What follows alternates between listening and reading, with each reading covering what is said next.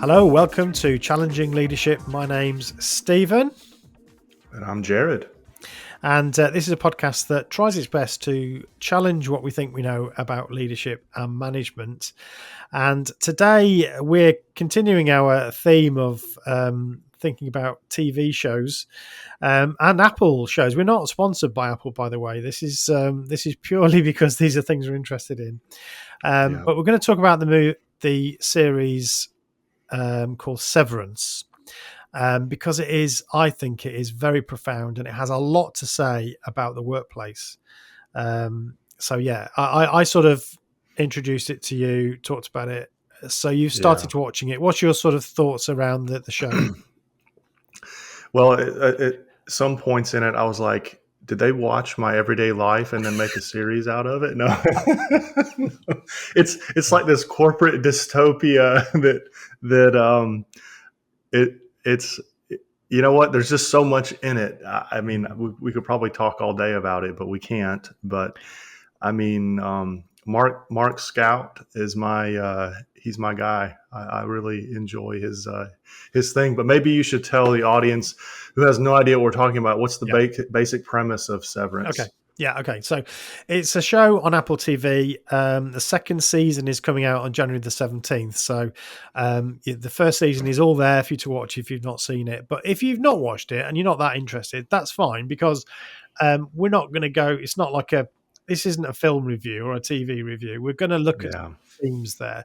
But just to give you a bit of a overview of it, so it's a show written by Dan Erickson, directed by Ben Stiller. Yeah, the Ben Stiller, and Aoife McArdle. It stars Adam Scott. We've mentioned him, Britt Lower, and Patricia Arquette, and a number of other big names, including brilliantly Christopher Walken, which is, as always, he plays himself as always.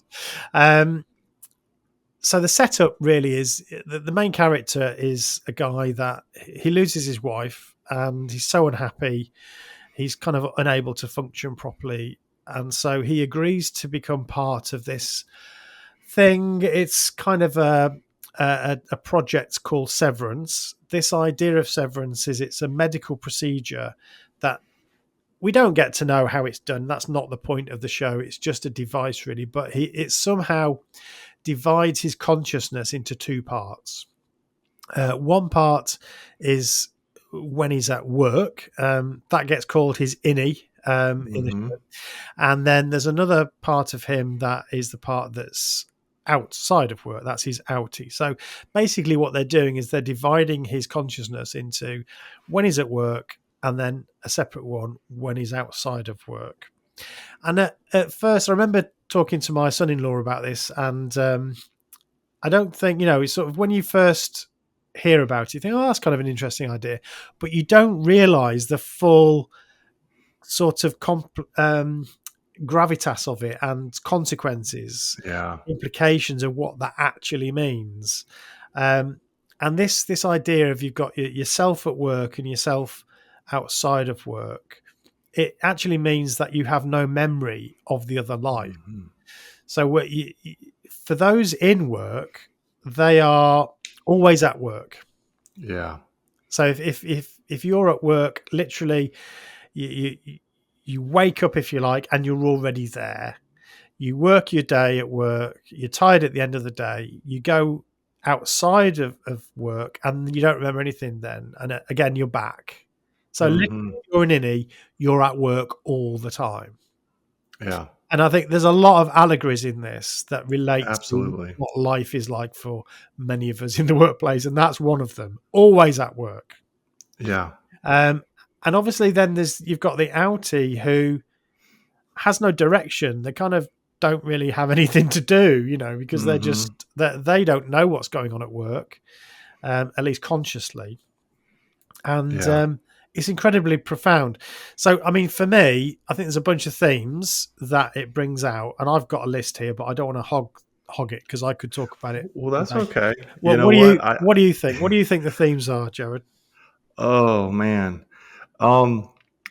the biggest thing that stood out to me was like I felt like that even I've lived the life of being an innie or being Yeah, so work related in my identity that yeah, I never stopped that. Like there was no checking out and becoming an outie.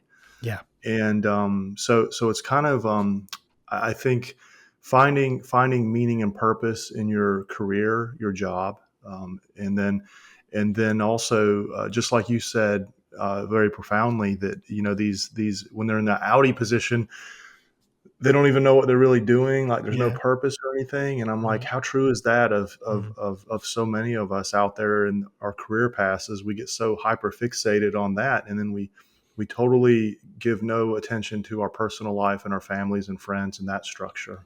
mm. Yeah, yeah, So it, yeah. it, it was definitely something that stood out to me.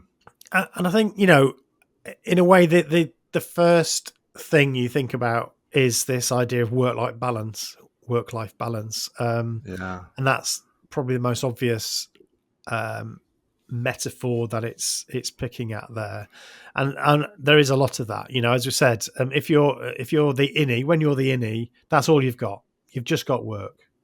Yeah. That is who you are 100% of the time. You're never off. You are constantly thinking about work. There is only work. That's what you do. Um, and I think that's something that a lot of us are thinking about. I know in organizational psychology and all of that. There's a lot of research into the always on culture that we have now. 10 years ago, even the idea of being expected to check your emails at 12 o'clock at night, um, replying to emails when you're in bed. Hmm. You're literally Yeah. in bed. You wake up. Especially if you're working for an international company where people are different time zones. So you That's you right. you may well be in bed and you think, oh, I better just reply to that, or you see something. Yeah. Um, that's being an innie. That is essentially Hmm. what a lot of us have become if we're not really careful. Yeah, so true. Yeah, and I was from a leadership standpoint. That's where maybe I'm not saying it was a struggle, but just thinking about how does a lot of the things that we saw in this program Mm, relate to leadership.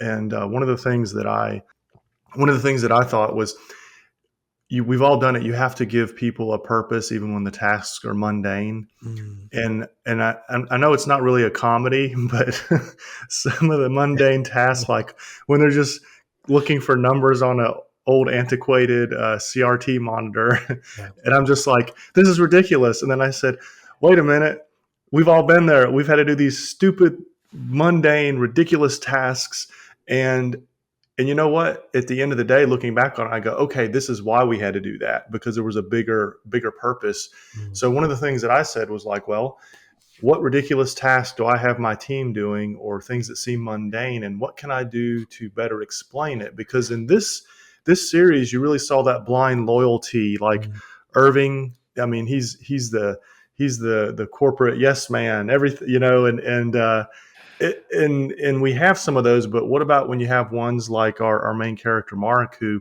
starts to become a little bit pushbacky, and then you have oh goodness, the was it Helly? Ellie, Right, yeah, right away she starts being boisterous and rebellious, and I'm like, mm, but you deal with that as a leader. You have all these different dynamics to work with, and then the problem is that sometimes it's not going to be all wonderful projects and it's not going to be all exciting things we have to do. There's going to be counting widgets all day, if we yeah, want to call it that, or mm, running Excel spreadsheets all day. and so I just thought that was interesting, is like, how can we foster job satisfaction? Because that company, their Lumen, they it was more like, just don't question, don't do anything, you just do what we say, and yeah. that hit home a little bit. From We've seen that in other things too. So Yeah, absolutely. I think the way that business is set up is really interesting, and I think again that's the allegory here that they're asking us to think about. So that organization is essentially set up to ensure mindless obedience. hmm. You're right. The tasks they get to do, we see some of those tasks, and yeah, they're basically moving numbers from one place to another, dropping them in these things, and it's hard to explain. You have to see it, but there's Yeah. nothing. They're doing nothing. They, as far as they're concerned, they are doing completely pointless exercises. They do their best to try and make sense of that, but they have no idea what they're doing or why they're doing it. As you say, there is Yeah. absolutely no why there at all. It's just do this, and they do have KPIs, so they have their Yeah. numbers of They do. their performance It's a figures. wild, wild thing. Yeah. That one scene, and not trying to spoil it for anybody that hasn't seen it, but you remember Mark's in that room with her, and he has his binder, and he's like, Mm. he's going by rote and just word for word, and he can't handle anything that gets outside of that, Yeah. and it was like, we can't be so stubborn as leaders. I mean, we all have our playbook, if we want to call that, and we just stick with it. And maybe you've seen that, like watching a coach for a football match, and Mm. you're like, what is he doing? And he's like, they're going to stick with it. He's going to run the same plays no matter what. And leaders Yeah. do that, and they fail miserably because they're not willing to adapt. And I just saw that goodness is just so rigid, Mm. and you see that in companies. They become so rigid. This is the way we've always done it. And then they have that unquestioned loyalty, which means if you question us, then you're not loyal. And it, Yeah. it it goes into so many different paths with this. It really does. So, in terms of the themes, going back to that question around the themes, I think you've covered a couple there that are really important. There's, from a psychologist perspective, I mean, there's a lot of stuff around identity. Hmm. I'll come back to that in a minute, because that is actually the very first scene. The very first words in the first scene Yeah. are, "Who are you? Who are Yes. you?" So that actually frames the whole of this series, I think. Another question is, how does memory shape the person you are? So again, thinking about it from a psychologist's perspective, I think that's really Hmm. interesting, how memory shapes who you are. We've got the effect that unconscious memories might have. So again, this is not so much corporate or work related, but I just find that fascinating. But then we've got Yeah. all this corporate stuff with all its weirdness, and I think that's another theme there. So if you really think about the weirdness of some of the things that we do in the workplace, it's kind of odd. We when you think about, as human beings, as intelligent beings, you can easily reduce what we're doing to very odd bits of behavior, and I think Hmm. this show does that quite well. And we've got Yes. pointless activity where no one understands why they're doing what they're doing. I think that's, we've talked about that. Yeah.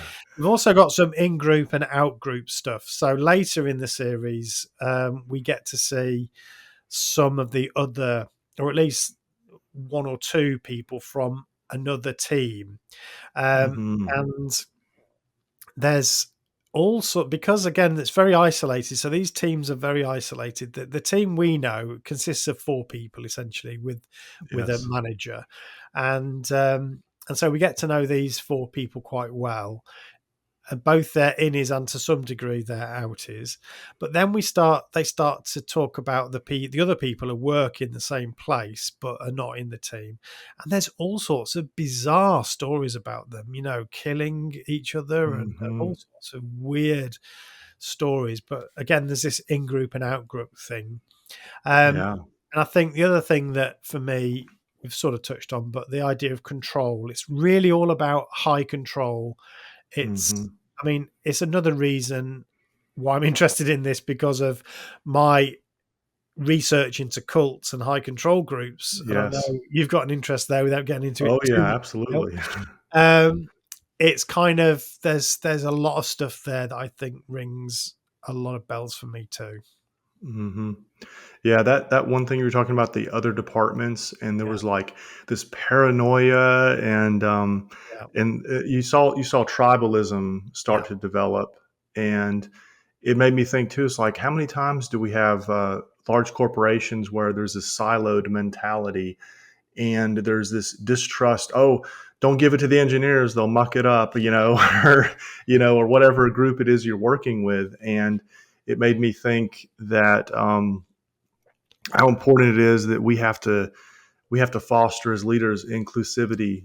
Mm, The communication that happens between the departments. It's so easy to become just like is shown there in Severance, where where all of a sudden now each department's hating each other, and there's no real factual evidence to base any of this on. It's just more about our imaginations run Absolutely. wild. Absolutely. So, Yeah, as I say, so some bizarre stories, absolutely bizarre hmm, stories, as I said, about people going missing and people murdering other people from other departments. It's and they have a whole set of stories around this. I'm sure you've heard about this piece of research before, but in the when was it, the 70s, I think, Henry Tajfel did these in-group and out-group experiments. He called it minimal groups. I think it was called the hmm, minimal group experiments. So basically, these were kids that he used as the participants. I'm sure many of our listeners will have heard of this before, but he got them to do a kind of questionnaire thing involving Kandinsky paintings and Klee paintings, which, they're both sort of impressionist artists, and they have their similarities, but they look a bit different. And on the basis of this questionnaire, he put them into two groups, one Kandinsky group and the other a Klee group. Actually, the questionnaire had nothing to do with which group they were put in. It was just a device to make them think that they were part of this group. hmm, And on the basis of that, which is a minimal difference, I mean, there's virtually no difference between these paintings, and of course, the groups were randomly selected or not, nothing really. But on the basis of that, his experiment found that they felt an allegiance to their group, hmm. and a sort of they always favoured their own group over the out group. So the in group was always favoured Yes. over the out group. Um, and so we have, as human beings, we have this tendency to separate ourselves into these tribes, as you said, these in groups and out groups. I mean, the current political system testifies to that too, I think, Yeah. in most countries. And I think it's certainly true in the workplace. I mean, you're so right. Engineers always get it in the neck, Hmm. as do the planners. Um, so it's always this kind of looking at other groups to blame for the problems that are happening. And as a manager, part of the skill, I think, is to try and reduce as much of that as possible. Yeah, absolutely. I just couldn't help but think as an anecdote, sidebar is that I'd like to develop a couple of new department names: macro data refinement and optics and design. Replace, that's new names for marketing. but Yeah, but it's like they give them these amazing titles, and then they're counting widgets or numbers, and then I wanted to drop something in there because we've all heard about, we're not getting a raise this year, but we're getting a pizza party. yes, And I'm talking about modern times. Now let's go into the show, the waffle party. And yeah. what do you think about that when it comes to how everybody reacted to that Mm. versus how we can apply that in nowadays times? Yeah, I think that was again very interesting, and it was. I think it sort of shows how ridiculous it is that we think that buying everybody McDonald's every now and again, or Yeah. getting a pizza in, is a replacement for meaning and purpose, and some agency over what you're doing. I think the staff also, again, you've got those different characteristics of people. You've got the one guy who's excited about waffle day. It's so great. We're having this. Hmm. Um, but then you've got others that are a bit more cynical. The Mark character, he ends up being the team leader really of the group. So he's trying to toe the party line. Um, Hmm. but I think deep down he knows it's ridiculous, but he's trying his Yeah. best, bless his Yeah. heart, Yeah. to show enthusiasm and to do things the right way. Um, Hmm. yeah, it doesn't really satisfy anything. It's a little gesture, and I suppose I would say I wouldn't say never do that, because of course it's nice. Hmm. It's nice to do Sure. every now and again. Why not? I mean, I remember our old boss used to get McDonald's in every now and again. It was nice, but Yeah, absolutely.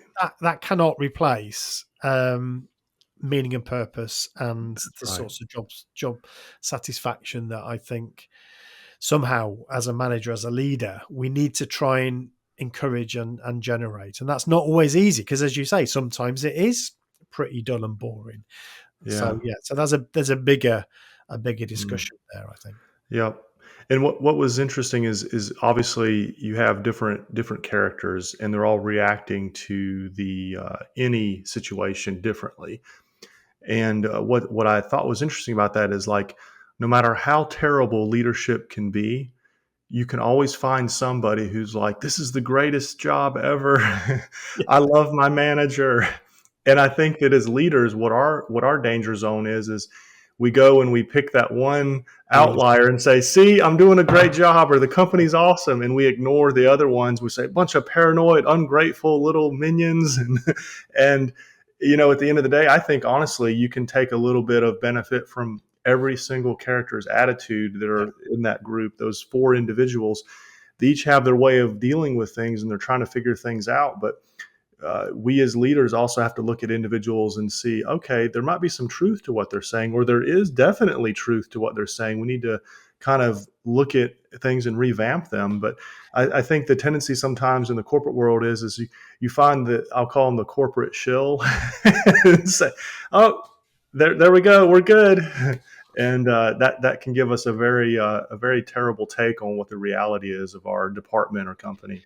Yeah, yeah, absolutely. Yeah, that's good. It's a very good point. Yeah, we need to get a good range of feedback, don't we? I'd like to just go right back to the opening scene there because I actually Sure. just jotted down the opening dialogue there. So the scene is Helly, the only woman in the team. She's we see her waking up for the first time, lying flat on the boardroom table.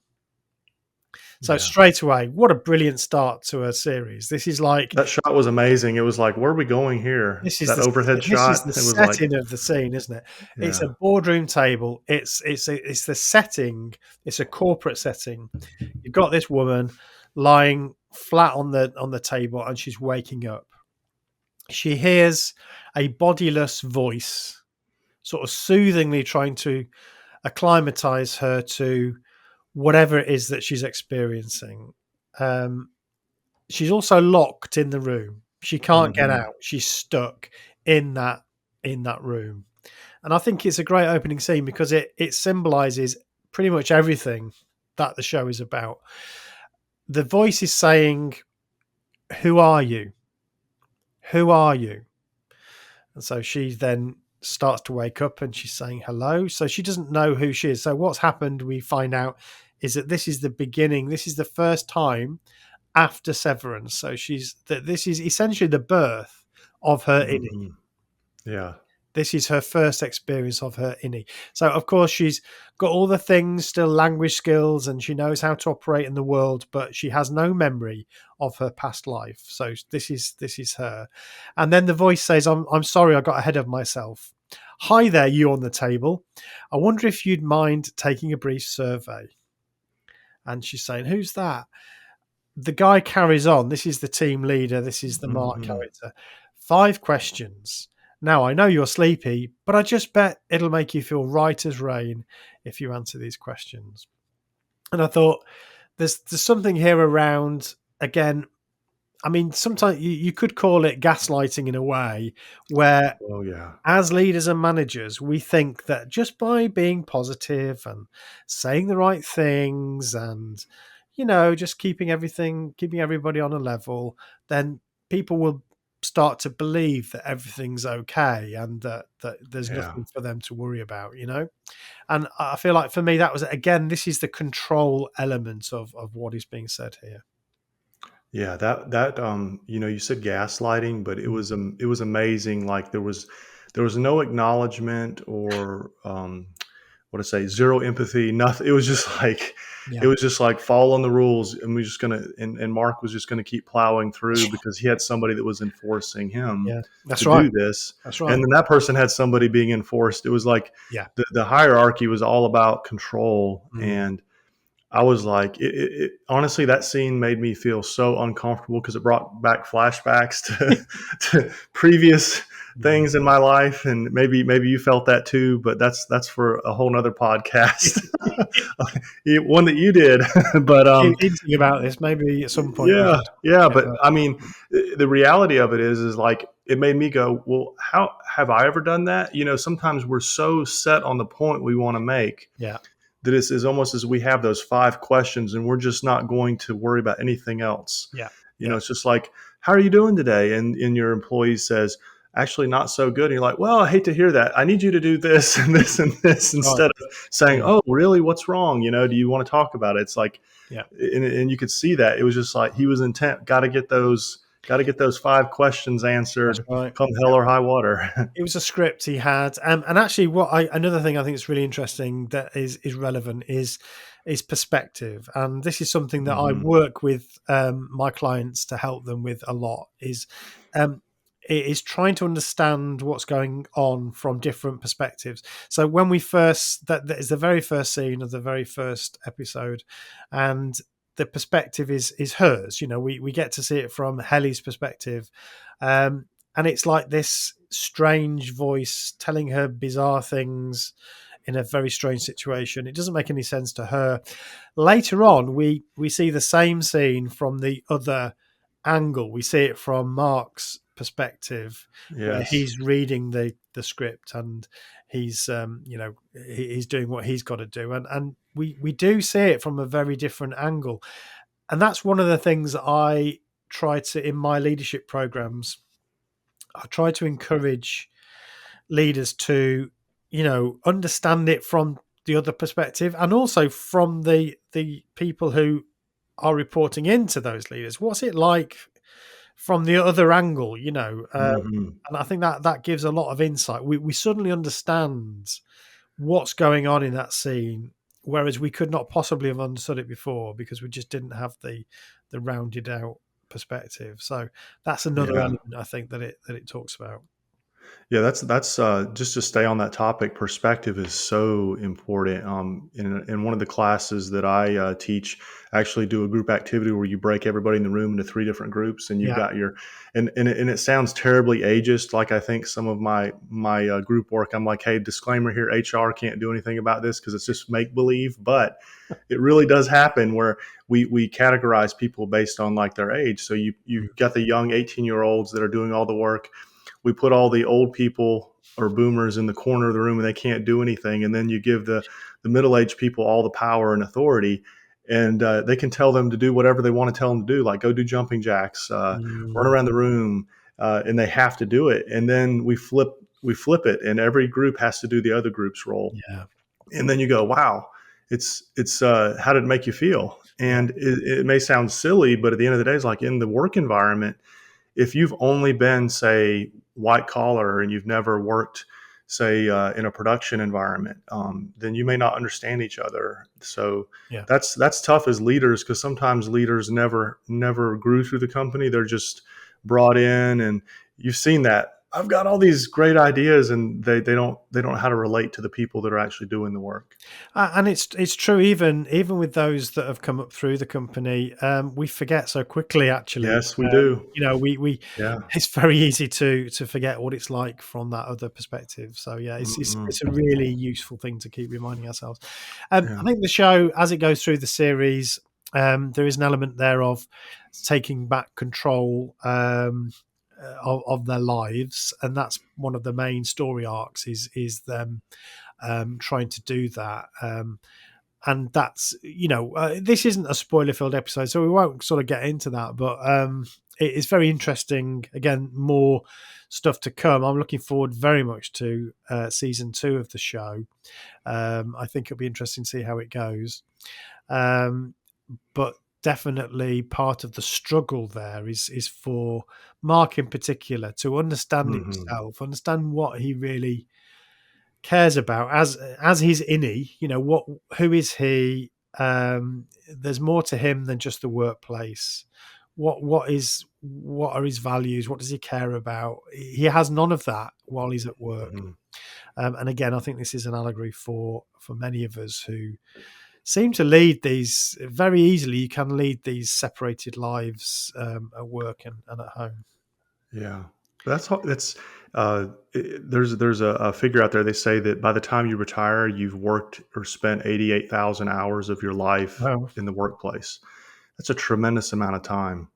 And yeah, how can you do anything about that? Like that's your identity.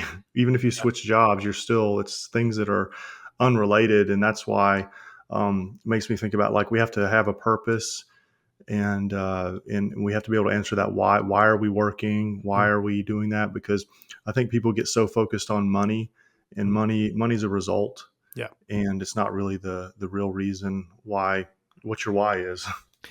Yeah, I mean, it's maybe we should do an episode on motivation, because that's kind of we're making claims here, and many people Yeah. will probably disagree with this. I know when I'm talking about motivation in some of my programs, um, it's very hard for people to um, sort of get past the idea that it's about money, because they use a phrase like, "Well, if I didn't get paid, I wouldn't come to work," and they think Right.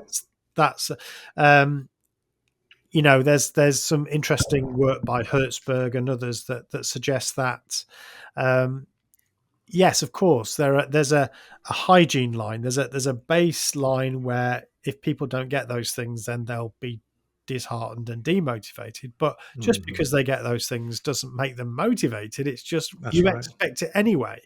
Yeah. So that's an element. And I think the other thing I'd like us to sort of take away from this episode of our podcast is the control element. I Hmm. think in the workplace we want control over our processes. I'm a believer in control over our processes. When it comes to our people, I think that trying to gain too much control or ultimate control over everything our people do, think, say, Hmm. um, I can understand the attraction, but it goes against everything that we know about people's psychology. And Yeah. people need to have a feeling that they have some agency in what they're doing. Yes. But it's interesting. I know for time reasons we can't go on too much longer, but this the scene where it's like, well, you can just leave, and she goes out the door, and it's the same room, and just keeps, and it's like giving the I think one of the worst things we can do as leaders is give people a sense of like you have control, Yeah, or you can make choices, and in reality they can't. yeah, And yeah. so you have to give people true autonomy in some areas, and that's not the case in the any world. They really don't have any autonomy. They're slaves to the company, as it were. Yeah, that's right, and it's a challenge. We're both in the manufacturing game. I think most of the time, I work with manufacturing clients. You're in a manufacturing business, and a lot of that, I think we mentioned this before, but a lot of that is making sure that you have clear standard operating procedures, and that's sort of Hmm. safety as well as efficiency and so on. So I wouldn't disagree that that's really, really important. And I'm responsible for helping businesses put those in. But where you can, it's important to give people some agency in designing those processes, identifying improvements in those processes, getting involved in those projects to make things better. Yeah, and so there's got to be some room for people to be people. um, Absolutely. we can't turn them into machines, because that's just not the way our psychology works. Yeah. Yeah. Yeah. Cool. All right. Well, I could have carried on talking about that, and I the, know. new, I the know. new season is coming soon. Yes. I really recommend people watch it. I know it's on Apple TV, and it's a fairly niche platform. But as you said before, I think a lot of as if we've got an Apple phone or device, then you normally get 30 days free That's on right. Apple TV anyway. And yeah, it's worth catching. I think it really is. Yeah. Yeah. I wanted to. I had one final thought. Is a quote. It says, "If your workplace separated your memories, would your innie be proud of what you do?" Oh, wow. Like, So that's something to contemplate for yeah. anybody that's listening. Very good. Thank you very much. Well, thank you for listening, everybody. Don't forget to subscribe if you're on YouTube, or follow if you're listening on a podcast. Tell other people about it. We really want to, I don't know, get a few more listeners. It would be great Absolutely. to double our listenership. So if you just tell one person about it and get them to listen, then we've doubled the amount of people listening to the podcast. So that's right. Thank you. Bye for now. See you next time.